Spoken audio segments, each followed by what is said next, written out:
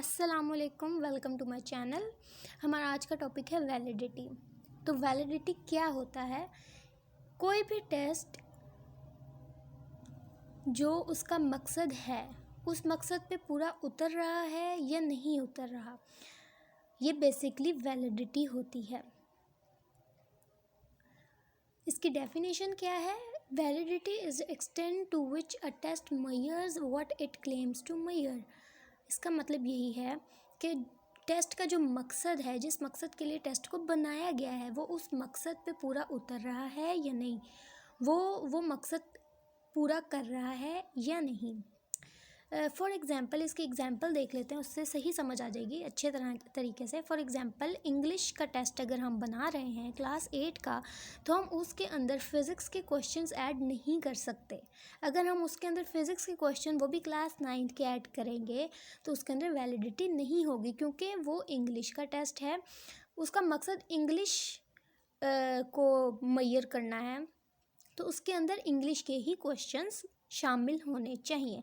अगर उसके अंदर कोई और हम क्वेश्चंस ऐड कर देते हैं, फॉर एग्जांपल अगर हम फिज़िक्स के कर देते हैं या इंग्लिश के ही करते हैं लेकिन आउट ऑफ सिलेबस कर देते हैं, तो उसकी वैलिडिटी जो है वो ख़त्म हो जाएगी, उसके अंदर वैलिडिटी नहीं होगी।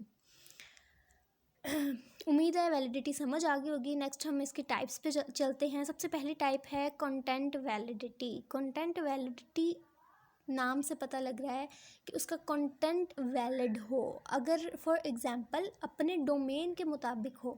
फॉर एग्ज़ाम्पल, जो भी हमारे आइटम्स हैं वो हमारे सब्जेक्ट के लिहाज से। फॉर एग्ज़ाम्पल, अगर हमारे पास मैथ्स का टेस्ट है तो उसके आइटम्स भी मैथ्स के ही अंदर डाले जाएंगे। अगर उसके आइटम्स कोई और होंगे, लाइक इंग्लिश के हम क्वेश्चंस बीच में ऐड कर देंगे, तो उसकी कंटेंट वैलिडिटी नहीं होगी। ठीक है,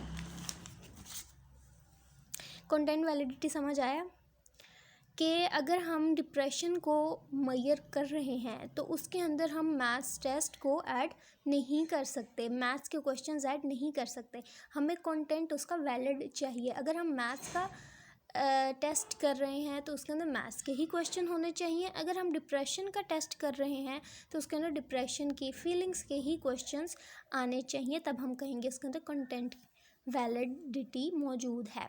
नेक्स्ट हमारे पास है कंस्ट्रक्ट वैलिडिटी।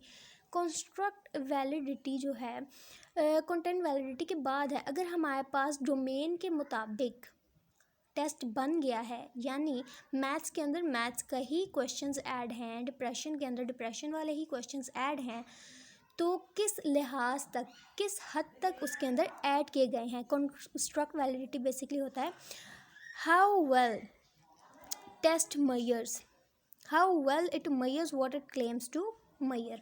तो इसके एग्जांपल हम यूँ ले लेंगे। फॉर एग्जांपल, अगर मैथ्स के अंदर मैथ्स के क्वेश्चंस ऐड किए भी गए हैं तो ये ना हो कि हम 10 मैट्रिक लेवल के मैथ्स के अंदर 1 और 2 क्लास के क्वेश्चंस मैथ्स के ऐड कर रहे हैं, तो इसका मतलब सिंपली यही हुआ कि उसके अंदर कंस्ट्रक्ट वैलिडिटी नहीं है।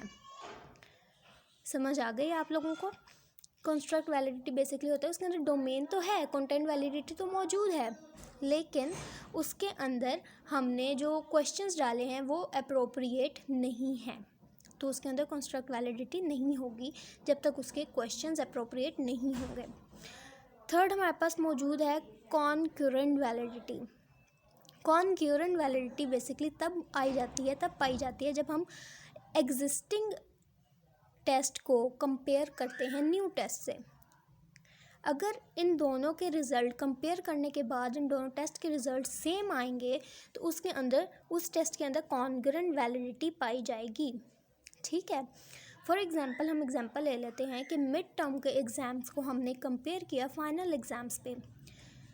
अगर उन दोनों के रिज़ल्ट सेम आएंगे तो उसके अंदर कॉन्ग्रुएंट वैलिडिटी मौजूद है।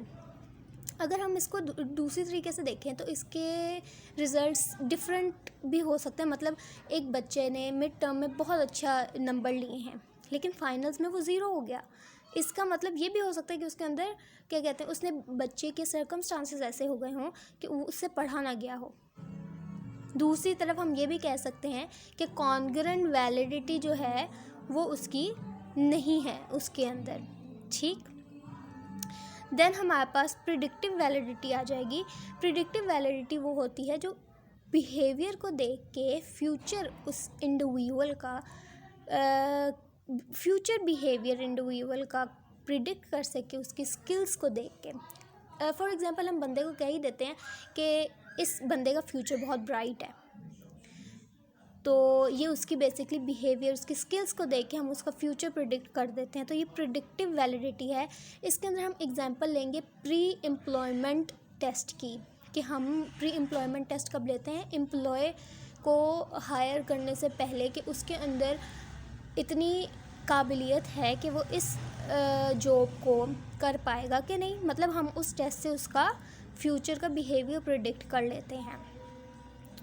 अगर उसके अंदर ये वैलिडिटी नहीं होगी, टेस्ट में नहीं होगी प्रिडिक्टिव वैलिडिटी, तो मतलब जो प्रिडिक्ट नहीं कर पाएगा तो उसके अंदर प्रिडिक्टिव वैलिडिटी नहीं होगी। नेक्स्ट लास्ट है फेस वैलिडिटी। फेस वैलिडिटी कहते हैं it involves degree of measurement, means degree of measure what it claims to major.